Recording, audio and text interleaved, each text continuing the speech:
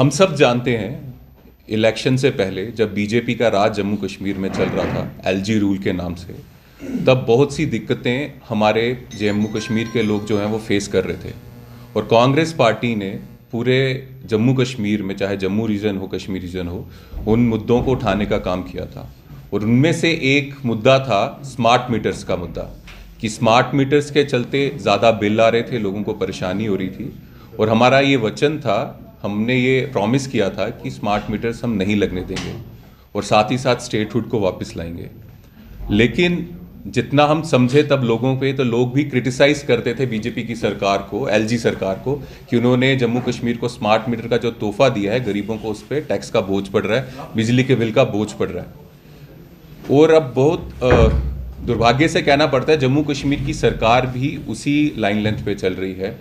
फिर से जो स्टेटमेंट आया है सीएम साहब का कि प्रीपेड स्मार्ट मीटर्स जो हैं वो लगेंगे, और उन्होंने साथ में ये कहा कि उनके कुछ लोग, कुछ रिलेटिव्स हैं जो ये कर रहे हैं, तो किसी को दिक्कत नहीं आनी चाहिए।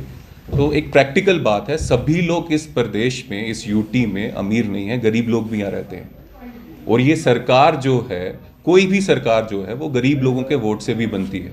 कोई भी इंसान जो है वो गरीब अपनी मर्जी से नहीं होता, ये हालात उसे गरीब बनाते हैं। और वो सरकार जो इन गरीब लोगों से चुनी हुई आती है, उसका फर्ज बनता है, वो सोशल वेलफेयर सरकार होती है, कि इन लोगों की मदद करे। इन्हीं लोगों का टैक्स का पैसा जो है इन लोगों की भलाई के लिए कैसे यूज हो, उसके लिए करे, कोई प्राइवेट कंपनी जैसा काम ना करे। इसलिए हमारी अपील है कि ये जो प्रीपेड स्मार्ट मीटर वाला जो इशू है, इस सरकार को समझना चाहिए, इसको वापस लेना चाहिए। यूथ कांग्रेस ये डिमांड करता है। और हाँ, जब जम्मू कश्मीर की सिचुएशन अच्छी होगी, लोग सभी अफोर्ड कर पाएंगे, तब आप इसको ज़रूर लाइएगा। लेकिन अभी के समय जब सब लोग इसको अफोर्ड नहीं कर सकते, आप प्रीपेड मीटर ला रहे हैं, और जो लोग अफोर्ड नहीं कर सकते, इसका मतलब वहाँ बिजली चले जाएगी और वो सरकार, लोगों की सरकार एलो कर रही है, वो लोग बिना बिजली के रहें, ये सही नहीं है, हमें ऐसा लगता है। साथ ही साथ एक लड़ाई और है जो हमने इलेक्शन से पहले की थी, कि जम्मू कश्मीर को राज्य का दर्जा मिलना चाहिए और हमारे स्पेशल राइट्स, हमारी ज़मीन जो है वो प्रोटेक्टेड रहनी चाहिए, और जितनी भी सरकारी नौकरियां हैं वो जम्मू कश्मीर के यूथ के लिए रिजर्व होनी चाहिए। इस लड़ाई को भी लड़ने में हमें लगता है जम्मू कश्मीर की सरकार ज़्यादा विजिबल नहीं है। साथ ही साथ मैं जम्मू कश्मीर की कांग्रेस की जो लीडरशिप है उनका धन्यवाद करता हूँ। वो कॉन्स्टेंटली, कॉन्टीन्यूसली इस इशू में स्टेटहुड के लिए और स्पेशल राइट्स जो हैं, जॉब्स का राइट और लैंड का राइट्स, उसके लिए लड़ाई लड़ रहे हैं। तो हमारी अपील यही है मुख्यमंत्री जी से, अब्दुल्ला साहब से, उमर साहब से, कि ये जो smart meters, prepaid smart meters हैं, उसको वापस लिया जाए, जिस तरह से हमने वादा किया था लोगों को इलेक्शन से पहले। और साथ ही साथ स्टेटहुड और जो जॉब्स हैं यूथ की, उसके लिए भी लड़ाई लड़ी जाए।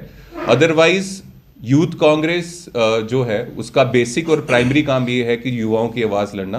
तो हमें ये आवाज़ बीजेपी सरकार और जम्मू कश्मीर सरकार के खिलाफ अगर खड़ा होना पड़ेगा इन मुद्दों के लिए, तो हम खड़े होंगे। सर, जहाँ यूथ को लेकर मेरा सवाल है कि यूथ के लिए स्पेसिफिकली जॉब्स जो है वो कन्फाइंड की गई है, वो भी लोकल्स के लिए, उस पर आपका क्या रिएक्शन है? एक साइड से आप कह रहे हैं यूथ के लिए, मगर उन्होंने तो पॉजिटिव वे में इसको लिया है। क्या किया है? जॉब्स को लेकर हमारा लोकल ही रहेगा, इंडस्ट्रीज के साथ जो है वो काम करेगा, तो यूथ के लिए इनिशिएटिव वो इम्प्लीमेंट होना ज़रूरी है। क्योंकि जब हमारा स्टेटहुड टूटा और यूटी बना, तो अभी जाने न अनजाने में कितने लोग जो हैं बाहर वाली स्टेट के यहाँ गवर्नमेंट जॉब कर रहे हैं, हम जानते हैं।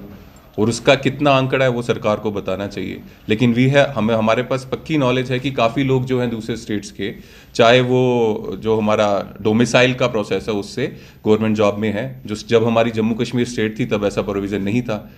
तो ये आज का राइट नहीं है, 1926 का राइट है। और ये 96-29 महाराजा हरि सिंह ये राइट इसलिए देके गए थे कि जम्मू कश्मीर के लोग प्रोटेक्टेड रहें। जम्मू कश्मीर बाकी स्टेट की तरह हम कंपेयर नहीं कर सकते हैं। यहाँ पे क्लाइमेट की भी हमें मार झेलनी पड़ती है, एक तरफ से पाकिस्तान है, एक तरफ से चाइना है। तो यहाँ के लोगों को स्पेशल जो राइट्स हैं वो देने की ज़रूरत है, जैसे पहले थी, जो बीजेपी ने हमसे छीन ली। स्टेटहुड को लेकर क्या बात करना चाहेंगे? स्टेटहुड जो है एक बड़ा मुद्दा है और जिस पर सबकी नज़र भी है। आपको लगता है कि जिस तरीके से पार्लियामेंट में खासतौर पर फ्लोर ऑफ द हाउस ने कहा है, तो वो चीज़ क्यों आपको लग रहा है कि ड्रैग हो रही, but expectations are very high? देखिए, एग्रेसिव रहना पड़ेगा। जितना कैजुअल हम बीजेपी को जानते हैं, जब फार्मर्स प्रोटेस्ट हुआ तो 700 से 800 जो किसान थे वो शहीद हो गए। फिर जाके थोड़ी इनकी कान में से जूं जो है थोड़ी रेंगी, तब इनको जाग आई बीजेपी वालों को। तो इतने प्यार से पोलाइटली से इनसे मांगेंगे तो मुझे लगता नहीं कुछ होने वाला है।